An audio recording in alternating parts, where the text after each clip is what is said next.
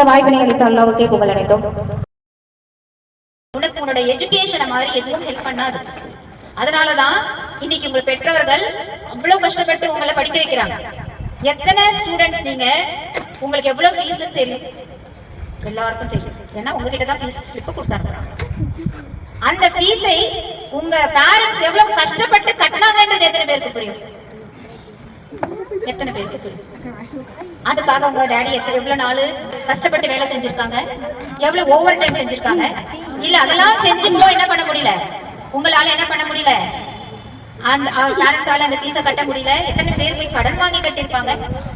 எதற்காக? எதற்காக? ஏன் இவ்வளவு பேரண்ட்ஸ் உங்களுக்காக கஷ்டப்படணும்? இங்க ஒரு 9th ஸ்டாண்டர்ட் 10th ஸ்டாண்டர்ட் ஒரு 500 600 700 800 ஃபீஸை கொடுத்து, ஸ்கூல்லயும் ஃபீஸை கொடுத்து, டியூஷனுக்கும் ஏன் அனுப்பி ஏன் இவ்வளவு சிரமத்துக்கு உள்ளாகுறாங்க? ஏன் இவ்வளவு சிரமத்துக்கு உள்ளாகுறாங்க? நீங்க நல்லா படிக்கணும். ஏன்னா அந்த எஜுகேஷனோட இம்பார்ட்டன்ஸை அவங்க உணர்ந்திருக்காங்க. அந்த இம்பார்ட்டன்ஸை நீங்க உணருங்க. அதுக்காக உங்க பேரண்ட்ஸ் எவ்வளவு சிரமப்படுறாங்கன்றதை உணருங்க. அதுக்காக அவங்க எவ்வளவு முயற்சி எடுக்கிறாங்க, எவ்வளவு கஷ்டங்களை சகிச்சுக்கிறாங்க, எவ்வளவு விஷயங்களை அவங்களுக்காக அவங்க தியாகம் பண்றாங்க.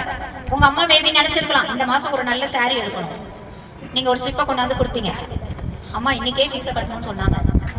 அவ பேரண்ட்ஸ் என்ன செய்வாங்க? கட்டிக்கலாம், இது நான் ஒரு கூட எடுத்து கட்டுறேன் சொல்லுவாங்களா? உங்க டேடியோட அப்பாவோட சப்பலை போய் பாருங்க. சப்பல்ல அவங்களோட வலி புரியும், அவங்களோட உழைப்பு புரியும், அவங்களோட வேதனை புரியும். இங்க இருக்கிற ஸ்டூடெண்ட்ஸோட முக்காவாசி அப்பா ஃபாரின்ல இருக்கிறாங்க. இருக்காங்களா? இருக்காங்க. அங்க அவங்க எவ்வளவு சிரமப்படுறாங்கன்னு தெரியாது நம்மளுக்கு. நம்மளுக்கு மாசம் போறதா ஒரு லம்சம் வந்துடும். நம்மளுக்கு ஃபீஸை கட்டி விட்டுருவாங்க, டியூஷன் ஃபீஸை கட்டிடுவாங்க. நம்ம படிச்சா என்ன, படிக்காட்டி என்ன, இதுவும் உங்களோட பொறுப்பு. நல்லா படிக்கணும்ன்றதும் உங்களோட பொறுப்பு தான். இந்த பொறுப்புக்கும் நீங்க நாளைக்கு மறுமையில விசாரிக்கப்பட இருக்கிறீங்க. உங்க தாயும் தந்தையும் இவ்வளவு தியாகங்களை செய்து இவ்வளவு கஷ்டப்பட்டு உங்களை படிக்க வச்சாங்களே, நீ படிச்சியா? எல்லா சப்ஜெக்ட்ல அட்லீஸ்ட் பாஸ் மார்க் எடுக்க முடிஞ்சுச்சா? இதையும் கேள்வி. இந்த கேள்விக்கும் நீங்க தயாராகணும். அப்பா ஒரு புது சட்டை வாங்கி போடணும்னா அவ்வளவு யோசிப்பாரு. ஆனா நீ சட்டை கேட்டனா, நீ ட்ரெஸ் கேட்டனா உடனே வாங்கி தருவாரு. எதை எதிர்பார்த்து? எதை எதிர்பார்த்து? நீங்க எந்த சிரமமும் இல்லாம, நீங்க எந்த கஷ்டமும் இல்லாம கல்வியில முழுசா கான்சென்ட்ரேட் பண்ணி படிச்சு நல்ல சக்சஸ் ஆகணும். நீ நாளைக்கு சம்பாரிச்சு கூட சம்பாதிக்காம போ. அந்த மோட்டிவேஷனோட உங்க பேரண்ட்ஸ் நல்லா புரிஞ்சுக்கோங்க. இன்னைக்கு படிக்க வச்சா நாளைக்கு புள்ள கை நிறைய சம்பாரிச்சு கொடுப்பான் அப்படின்னு எந்த பேரண்ட்ஸும் நினைக்கிறது இல்ல. கை நிறைய சம்பாரிச்சு புள்ள நல்லா இருப்பான், கை நிறைய சம்பாரிச்சு புள்ள நல்லா இருப்பான். இந்த எண்ணத்தோட தான் பேரண்ட்ஸ் உங்க பேரண்ட்ஸ் ஒருத்தவங்க உங்களை படிக்க வைக்கிறாங்க. இன்னைக்கு பேரண்ட்ஸ் டியூஷனுக்கு போன்னு சொல்றது உங்களுக்கு கஷ்டமா இருக்கலாம். ஸ்கூல்ல ஏன் மார்க்ஸ் கம்மியா வாங்குனீங்கன்னு உங்க பேரண்ட்ஸ் கேட்கறது கஷ்டமா இருக்கலாம். ஆனா அந்த படிக்க வைக்கிறதுல உங்க பேரண்ட்ஸுக்கு இருக்கிற வலி வேதனையை விட அந்த வேதனை ரொம்ப சின்னது, கடுகு மாறி. உங்க பேரண்ட்ஸோட ஃபீலிங்ஸ, பெயினை புரிஞ்சு படிங்க. புரிஞ்சு படிச்சாதான் எவ்வளவு கஷ்டப்பட்டு உங்களை படிக்க வைக்கிறாங்கன்னு புரியும். இன்னைக்கு இங்க நம்ம போன ஜெனரேஷன் அப்பாங்க எல்லாரும் டாக்டர்ஸ் கிடையாது. நம்மளோட அப்பா எல்லாருமே இன்ஜினியர்ஸ் கிடையாது. மேபி கொஞ்சம் பேர் இருக்கலாம் இல்லையா? மோஸ்ட்லி ஹார்ட் ஒர்க்கிங் லேபர்ஸா தான் நம்மளோட பேரண்ட்ஸ் எல்லாம் இருக்கிறாங்க. கரெக்டா? அப்ப அவங்க யாரும் அவங்க உட்காந்துக்கிட்டு ஏசி ரூம்ல சம்பாரிச்சு வந்து உங்களுக்கு ஃபீஸை கட்டல. அது எல்லாரும் ஹார்ட் ஒர்க் போடுறாங்க, போட்டுதான் உங்களை படிக்க வைக்கிறாங்க. அப்ப அந்த இம்பார்ட்டன்ஸ் புரிஞ்சா நீங்க எப்படி படிக்கணும்? இதுக்கெல்லாம் கேட்க மாட்டானா கேள்வி? கேட்பானா? கேட்க மாட்டானா? அந்த ஒரு பெயினோட நீங்க படிக்கிறீங்களா? எனக்கே சந்தேகமா இருக்கு. ஆசிரியரோட வலியும் டீச்சர்ஸோட வலியும் லேஸ் விட்டது இல்லப்பா. பேரண்ட்ஸ் அட்லீஸ்ட் அவங்களுக்கு ஒரு கடமை இருக்கு. நம்ம பிள்ளைய எல்லாம் நாளைக்கு நம்மள கேட்போம், உன் பிள்ளைய நல்லா படிக்க வச்சியா, அதுக்கு தேவையானது எல்லாம் வாங்கி கொடுத்தியா, இலகுவா வச்சிருந்தியான்னு கேட்பான். ஒரு ஆசிரியருக்கு என்ன கடமை? ஃபீஸ் வாங்கிட்டேன்ற ஒரு கடமை தான். என்னால எவ்வளவு சொல்லி கொடுக்க முடியுமோ அவ்வளவு சொல்லி கொடுக்கறது மட்டும்தான் என்னோட கடமை. ஏன் நாங்க ஹார்ட் ஒர்க் போட்டு, ஏன் நாங்க உங்களுக்கு கஷ்டப்பட்டு, ஏன் நாங்க அவ்வளவு எஃபர்ட் போட்டு படிச்சா இதுக்கெல்லாம் நாளைக்கு கேள்வி கேட்க மாட்டானா? அப்போ நீங்க ஒரு பொறுப்போக்கா பண்ண மார்க் வந்தா என்ன, வராட்டி என்ன, ஸ்கூலுக்கு போனா என்ன, போலனா என்ன, டியூஷனுக்கு வந்தா என்ன, வரலனா என்ன, இப்படியே இருந்தீங்கன்னா இதுக்கெல்லாம் உங்களை நாளை மறுமையில விசாரிக்க மாட்டானா? இதுக்கு நீங்க பதில் சொல்ல வேண்டாமா? அல்லாஹ் உங்களுக்காக செலவு செய்யப்பட்ட ஒவ்வொரு பொருளுக்கும் நீங்க இந்த அறிவை கொடுத்த அல்லாஹ்வுக்கு நன்றி செலுத்தணும். அதுவே ஃபர்ஸ்ட் நம்ம இடத்துல இல்ல.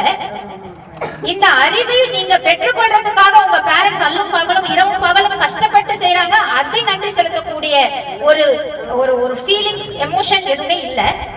ஆசிரியர்கள் உங்களுக்காக ஸ்கூல்லயும் சரி டியூஷன்லயும் சரி இவ்வளவு சிரமப்படுறாங்களே, ஒரு நல்ல ஒழுக்கத்தை கற்றுக் கொடுக்கறதுக்கு இவ்வளவு பாடுபடுறாங்களே, அவங்களுக்கு ஒரு நன்றி செலுத்தும் விதமாக நம்ம எதையாவது செய்வோம் அப்படின்ற எந்த ஒரு எமோஷன்ஸும் வரதில்லை. ஆனா நம்ம மட்டும் எஜுகேஷனோட இம்பார்ட்டன்ஸை புரிஞ்சுட்டு இங்க உட்கார்ந்து இருக்கோம். அப்படிதானே? அப்படிதானேமா? அப்படிதானே? அம்மா வாச்சும் மாசத்துல ஒரு சாரி 2 சாரி எப்படியாவது வந்துடும், ஒரு புக்கா ஒரு ஷால் ஆச்சும் வந்துடும். ஆனா அப்பாக்கள் இருக்காங்க பாத்தீங்களா, ஏன்னா அவங்களுக்கு சுமைகள் இன்னும் கொஞ்சம் கூடமா. அந்த மனைவிக்கு தேவையானதும் அவர் தான் செய்யணும், உங்களுக்கு மட்டும் தேவையானது செய்யறது இல்லை. அப்போ அவரோட தேவைகளை குறைச்சாதான் உங்களோட தேவைகள் எல்லாம் பூர்த்தி செய்ய முடியும். அப்ப அந்த அப்பாவோட வலியை நீங்க உணர்ந்தீங்கன்னா, புரிஞ்சீங்கன்னா, கல்வியில இவ்வளவு பின்தங்கி இருக்க மாட்டீங்க. அந்த கல்வி உங்களை மேன்மைப்படுத்தணுன்றதுக்காக அவங்களை எல்லா லெவல்லையும் குறைச்சிக்கிட்டே போயிட்டு இருக்கிறாங்க, வலிகளை சுமந்துகிட்டே இருக்கிறாங்க. அந்த வலிக்கெல்லாம் நிவாரணம் ஒண்ணுதான், உங்களால மட்டும் கொடுக்க முடிய ஒரே நிவாரணம் தான் இருக்கு. என்ன படிப்பு? என்ன? நல்லா படிக்கணும். வேற என்ன எதிர்பார்க்கணும்? வேற என்ன உங்ககிட்ட இருந்து நாங்க எதிர்பார்க்க முடியும்?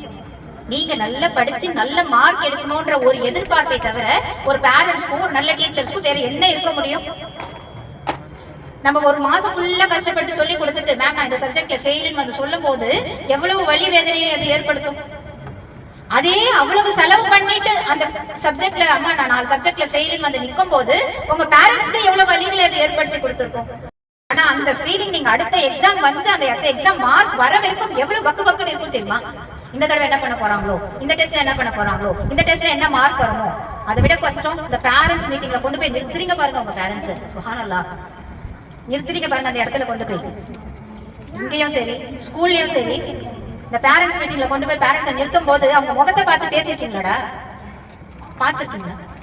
அவங்க கண்களை பார்க்கிற தைரியம் உங்களுக்கு இருக்குதா? ஒரு நாளைக்கு பாருங்க உங்க அம்மாவோட கண்ணை பேரண்ட்ஸ் மீட்டிங்ல டீச்சர்ஸ் திட்டும் போது நின்று பாருங்க. அந்த வலி உனக்கு புரிஞ்சிச்சுன்னா நீ கற்றுக்கொண்ட கல்வி சிறப்பான கல்வி. அந்த வலி உனக்கு புரியலைன்னா நீ படிக்கிறது வெறும் ஏட்டுக்கல்வி மட்டும்தான். இது எந்த விதத்திலும் லைஃபுக்கு பயன்படுத்த போறது கிடையாது. எப்போ ஒரு கல்வியாளர் ஒண்ணு பிறருக்கு பயனளிக்கணும், இல்லையா பிறருக்கு தொல்லை தராமல் இருக்காங்க. இது ரெண்டுமே எப்போ உங்க கல்வியால உங்களுக்கு கொடுக்க முடியுதோ அன்னைக்கு பெருமையா சொல்லுங்க நான் படிக்கிறேன். அது வரைக்கும் படிக்காத ஒரு 0 டிகிரி லெவல்ல இருக்கிறவங்களும் நீங்களும் ஒண்ணுதான். இதுல எந்த மாற்று கருத்தும் கிடையாது. நீ என்னமா படிக்கிற 10th ஸ்டாண்டர்டா? அந்த 10th ஸ்டாண்டர்ட் வரைக்கும் படிச்ச கல்விக்கான பயன் உங்ககிட்ட இருக்குதா? இப்போ உங்களுக்கு மார்க்ஸ் போட்டு பாருங்க. எனக்கு எங்க அம்மாவோட வலி புரியும், எனக்கு எஜுகேஷனோட இம்பார்ட்டன்ஸ் தெரியும், எங்க அப்பாவோட ஹார்ட் ஒர்க் என் படிப்புக்கு பின்னாடி இருக்குன்னு எனக்கு தெரியும், எங்க டீச்சர்ஸோட பெரிய பெரிய ட்ரீம்ஸ், ஹோப், என் மேல வச்சிருக்க நம்பிக்கை, இதெல்லாம் எனக்கு புரியும். அப்படின்னா தான் நீ 10th ஸ்டாண்டர்டோ 9th ஸ்டாண்டர்டோ 7th ஸ்டாண்டர்டோ 6th ஸ்டாண்டர்டோ வந்திருக்கிறதுக்கு ஒரு அர்த்தம். அப்படி இல்லைன்னா ப்ரீகேஜி இனிமேட்டு வர வைக்கணும், வர வச்சு முடிக்கணும். எத்தனை பேருக்கு இப்ப சொல்லுங்க நான் படிச்சிருக்கேன்னு சொல்லுங்க. I am educated, feel proud. Are you educated? பணம் சம்பாதிக்கிறதுக்காக படிக்கிறியா? உலகத்திலையும் மறுமையிலையும் போய் இறைவன் மனதிற்கு போய் நிற்கணும். நாளைக்கு நீ எவ்வளவு லட்சமா சம்பாதிச்சுக்கலாம், பெரிய பெரிய டிகிரியை வாங்கிக்கலாம். எப்போ உங்களோட பெற்றோர்களுக்கு, உங்களோட ஆசிரியர்களுக்கு, உங்கள் கூட பிறந்தவங்களுக்கு, உங்களோட இருக்கிற சொசைட்டிக்கு உன்னால மரியாதை கொடுக்க முடியலையோ, உன்னால அவங்களுக்கு தொல்லை கொடுக்காம இருக்க முடியலையோ, எப்போ அவங்களுக்கு நீ செய்ய வேண்டிய கடமைகளை உன்னால செய்ய முடியலையோ, you are very zero. You are very very very big zero. இதுல எந்த ஒரு பயனும் இல்லை. இறைவனிடத்திலையும் போய் கேட்பாங்களா, அவங்ககிட்டயும் பதில் சொல்ல ரெடியா இருப்பாங்க. Feel your pain. Feel the pain of your members, family members. Feel the pain of your teachers. இதெல்லாம் மனசுல வச்சுக்கிட்டு படிச்சுட்டு நாளைக்கு இது ஒரு 20 இயர்ஸ், நான் நிறைய சொல்லியிருக்கேன் 20 இயர்ஸ் இன்னைக்கு நேற்று ஆரம்பிச்ச டியூஷன் சென்டர் இல்லை. ஸோ ஒரு 20 இயர்ஸா நடக்குது. ஸோ 3rd ஜெனரேஷன் உங்களை நான் பார்க்குறேன். என்கிட்ட படிச்ச மாணவர்களோட பிள்ளைகளுக்கும் நான் அல்ஹம்துலில்லாஹ் அல்லாஹ்வுடைய புகழை கொண்டு அல்லாஹ்வுடைய அருளை கொண்டு டியூஷன் சொல்லி கொடுத்துட்டு இருக்கேன். இன்னைக்கு என்னோட ஸ்டூடெண்ட்ஸ் எல்லாம் நான் ஹை லெவல்ல பார்க்கும்போது எப்படி இருக்கும்? சந்தோஷமா இருக்கும். எப்படி இருக்கும்? சந்தோஷமா இருக்குமா இருக்காதா? இருக்குமா இருக்காது? அதே ஒரு ஸ்டூடெண்ட்டை நான் ஒரு கஷ்டப்படுறத பார்க்கும்போது எவ்வளவு ஃபீல் பண்ணேன்.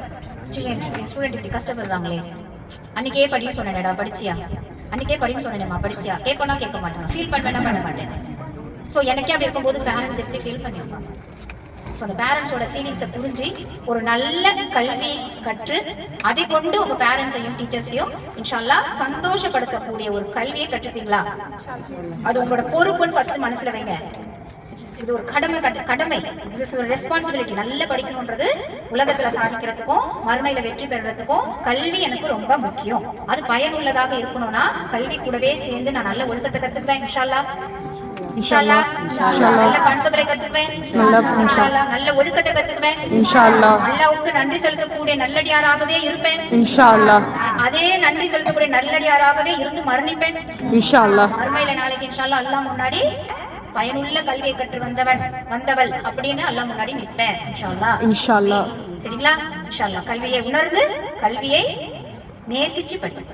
கல்வி உங்களை நிச்சயமாக இம்மையிலும் மறுமையிலும் உயர்த்தி நிற்கும். சரிங்களா? முடிச்சுக்கலாமா? வாஹிதாவானா அல்ஹம்துலில்லாஹி.